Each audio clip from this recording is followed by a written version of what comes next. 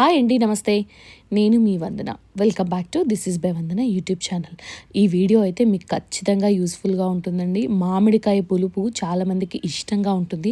కానీ అన్ని కాలాలు ఒకే రకమైన మామిడికాయలు మనకు అందుబాటులో ఉండవు. కొన్ని వేసంగి కాయలను దొరుకుతుంటాయి. కానీ ఈ సీజన్లో వచ్చే మామిడికాయలు ఉన్నంత రుచి ఆ మామిడికాయలు ఉండవన్నమాట. అందుకని ఇలా చేసుకొని మనము ఇంట్లో ఫ్రిడ్జ్లో స్టోర్ చేసేసి పెట్టుకున్నాం అనుకోండి, సంవత్సరం మొత్తం మనకు నచ్చిన మామిడికాయల టేస్ట్తో కర్రీలు అయితే చేసుకోవచ్చు. దీన్ని ఎలా చేసుకోవాలి, ఎలా స్టోర్ చేసుకోవాలో చూపిస్తున్నానండి.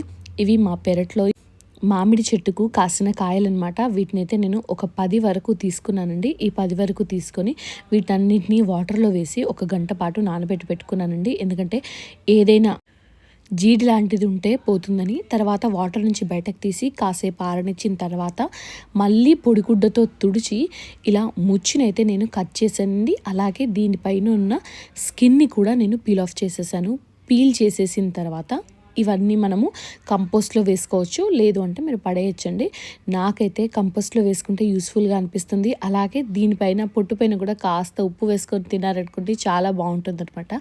ఇలా పీల్ అంతా చేసేసి నేనైతే 4 మామిడికాయలతో ఇప్పుడు మీకైతే ఈ సంవత్సరం అంతా నిల్వ ఉండే మామిడికాయ గుజ్జుని ఎలా తయారు చేసుకోవాలో చూపిస్తాను.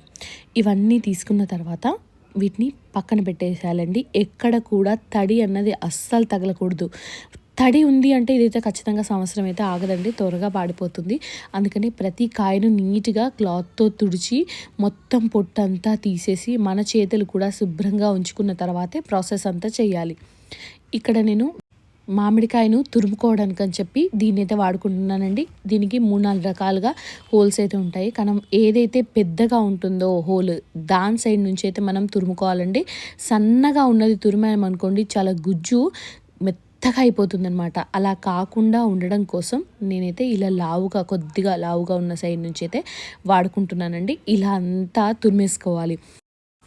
కండ బాగా ఉండే మామిడికాయల్ని తీసుకున్నారనుకోండి, మనం ఇలా తురుముకున్నా కూడా మనకు తురుము ఎక్కువగా వస్తుంది. లేదంటే మీకు సంవత్సరం అంతా ఎంత పడుతుంది మనం మామిడికాయలు ఎన్నిసార్లు వాడుకుంటాము అన్నది మీరు గెస్ చేసుకోగలిగితే తీసుకున్న క్వాంటిటీ బట్టి మనం మామిడికాయలను అడ్జస్ట్ చేసేసుకొని ఈ తురుము అంతా తీసి పక్కన పెట్టేసుకోవాలండి. ఈ తురుముకైతే అస్సలు నీరు తడి తగలకూడదు. ఇప్పుడు దీంట్లోకి మనం తీసుకున్న 4 మామిడికాయలకి నేను 3 స్పూన్లు, నిండా 3 స్పూన్లు అండి, నిండా 3 స్పూన్ల ఉప్పునైతే వేసుకుంటున్నాను. మీరు ఇక్కడ కావాలి అనుకుంటే కల్లుప్పును కూడా వేసేసుకోవచ్చు. కల్లుప్పు అయితే 2 స్పూన్స్ పడుతుందండి. నేను రెగ్యులర్ సాల్ట్ యూస్ చేస్తున్నాను కాబట్టి ఇది 3 స్పూన్లు పట్టిందనమాట 4 కాయల తురుముకి. అలాగే 1 టేబుల్ స్పూన్ వరకు పసుపునైతే యాడ్ చేసుకుంటున్నానండి. మంచి రంగు వస్తుంది. ఈ రంగు చూస్తేనే మనకు భలేగా అనిపిస్తుంది అనమాట. అలాగే మనకు ఈ మామిడికాయ గుజ్జు అన్నది కూడా పాడవకుండా కూడా ఉంటుందండి. ఉప్పు అలాగే పసుపు 2 కూడా మంచి క్వాంటిటీలో కలుపుకున్నామంటే, మీరు ఒకవేళ 5 కాయలు తీసుకుంటే 4 స్పూన్లు అంటే ఉప్పుని మాత్రం కరెక్ట్గా అడ్జస్ట్ చేసుకోండి. లేదు అనుకుంటే కాస్త టేస్ట్ చూడండి, అలా కూడా మనకు తెలిసిపోతుంది. మనం వేసిన ఇంగ్రీడియంట్స్ చాలా సింపుల్.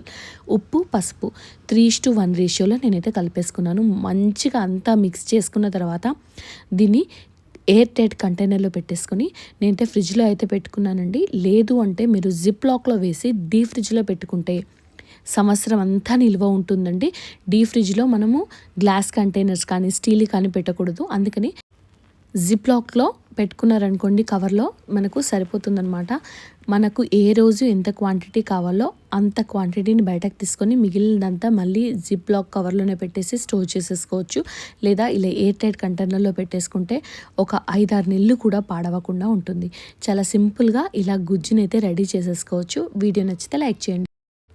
అలాగే మరిన్ని మంచి రెసిపీస్ వీడియోస్ కోసం అయితే మన ఛానల్ని సబ్స్క్రైబ్ చేయడం అస్సలు మర్చిపోవద్దు. మీరు ఇలా ఇంట్లోనే మామిడికాయ గుజ్జుని ఇలా లేదంటే తురిమిని చేసి పెట్టుకున్నారనుకోండి, సంవత్సరం మొత్తం మనం ఎప్పుడు కావాలంటే అప్పుడు దీన్ని వాడుకోవచ్చండి. చాలా సింపుల్గా చేశాను చూసారా, అంతే అండి. మీరు ఎన్ని కాయలు కావాలంటే అన్ని కాయలు ఇలాగే చేసి పెట్టుకోవచ్చు. ఈ రెసిపీ మీకు నచ్చితే వీడియోని లైక్ చేసి, షేర్ చేసి, కామెంట్ చేసి, అలాగే మన ఛానల్ని సబ్స్క్రైబ్ చేయడం మాత్రం అస్సలు మర్చిపోవద్దు. Thank you.